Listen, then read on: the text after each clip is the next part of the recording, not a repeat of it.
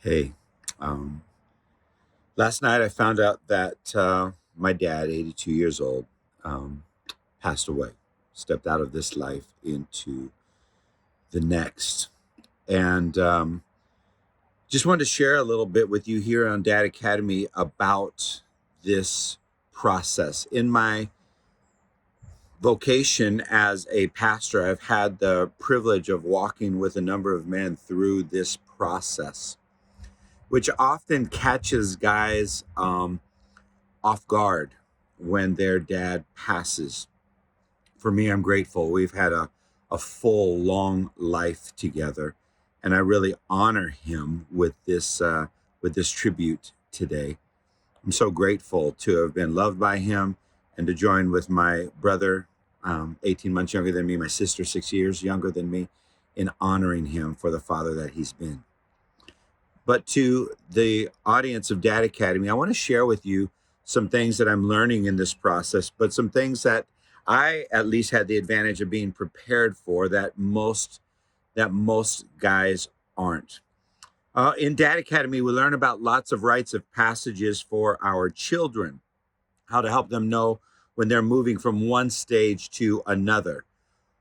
What we're not always ready for when you become an adult is, what are the adult rites of passage? Now, some of them seem maybe easily identifiable, although we may not have categorized them or lended as much significance to them, such as kind of when you get out on your own, right? For some of us, it was going to college. I know for me, one of the big rites of passage was after I graduated from college and I moved to the completely other side of the country. I grew up in California, moved to Charlotte, North Carolina to kind of start this new life with a new job, my own place, my own bills, my own, right? We understand that kind of step into adulthood is a rite of passage. For most of us, the next rite of passage in a normal progression might be marriage. And I remember that sense of awe of getting married and receiving my wife in the ceremony as her dad handed and entrusted her care and well-being to me. I remember that being, while joyful, I remember it being something significant, a change that was taking place. Boy, I really remember it at the birth of my first child, when my son was placed in my arms. And man, that first holding your first child really, as a man, puts you um, with this incredible sense of responsibility.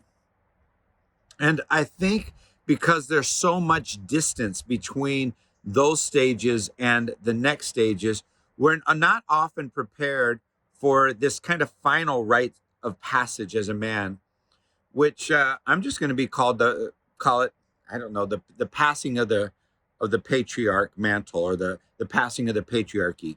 I know in our culture today, patriarchy has a very negative term. It's been a term that's used to talk about how men suppress women and use uh, the male culture and the domination that has not created opportunities for others. That's not the term that I'm using it in. But historically, there is this process of leadership and servanthood. The Bible talks a lot about being a husband, being a father, being really about the way that we serve. This idea that you now have this other responsibility. And I was starting to think about this and how I might communicate for some of you who have already lost your dads, or for some of you who it might be nearer than you're expecting, or even for you young guys who that might seem a ways off, or maybe you've lost your dad much earlier in your life and you feel kind of that gap and that hole. And let me help you maybe walk through some of these things. And it's not something that I've come up with on my own. I really encourage one of the websites and podcasts that I like is The Art of Manliness. And they had an article that was just updated just last month in September, called Losing Dad: How a Man Responds to the Death of His Father. And in it, they also reference a great book by Dave Veerman, Bruce Barton, called When Your Father Dies. how a man deals with the loss of his father. And they have identified a few stage marks that I've kind of adapted for my vocabulary or for the way that I would articulate it, but they're so helpful. And I want to talk about these four quick things. Number one is that there's this sense of vulnerability when you've lost your dad. Like it kind of has to do with the lack of covering that we now feel. I think that we don't understand that as men, one of our responsibilities, my wife often in our marriage conferences, we say it like this: if a house represents a marriage, the mom is the walls and the dad is the roof, right? And that idea of covering, of protecting, the idea of the walls being the security and the safety. Well, that lack of covering, even in our lives, starts to make us feel a little bit vulnerable. You know, that there's no one who is now kind of protecting us, even if, in my case, 55 years old. There also begins to be a sense of our own mortality. It was about my age that my dad started to experiencing his own health issues. My grandfather, Herschel Hamilton, on my paternal side of the family, died a very young death in his very early 60s. And I'm just telling you, like, while I don't feel any ongoing health issues, I am clearly aware that I'm in this last third of my life and what I want to make of it.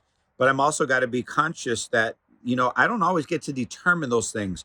And where we felt invincible as the 20s, I'm telling you, you feel very vulnerable and aware of your own mortality when you start to hit this kind of stage of your life.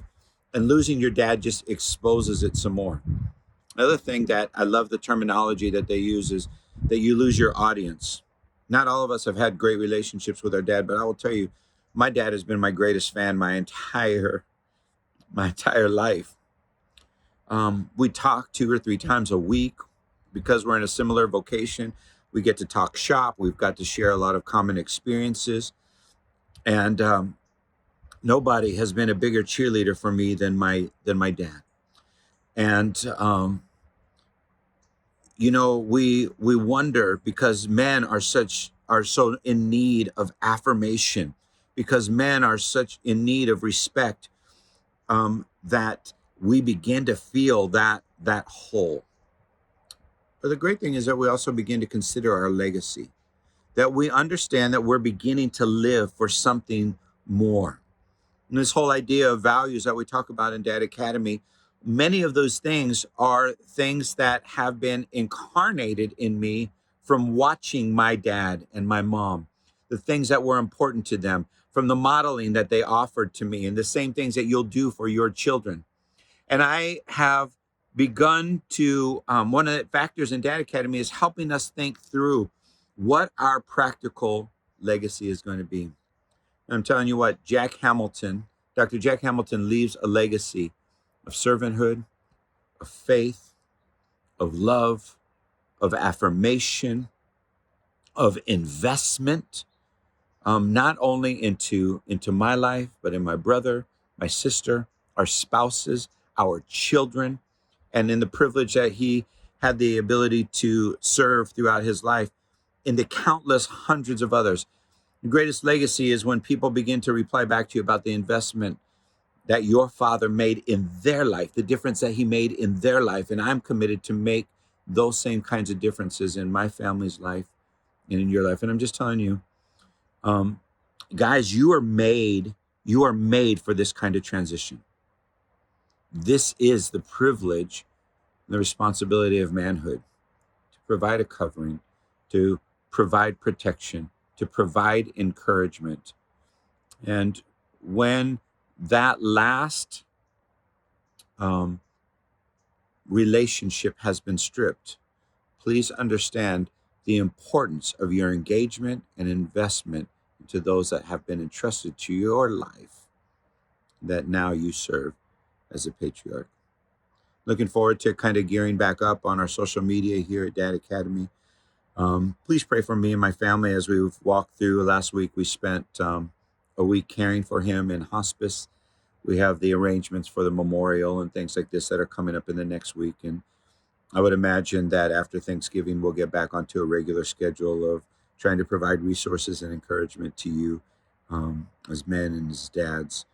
If you have any questions, please feel free to reach out and connect with me. The links are in our bio. I hope this was encouragement to you, and grateful to be able to share this journey with you. Dad, thanks. I love you.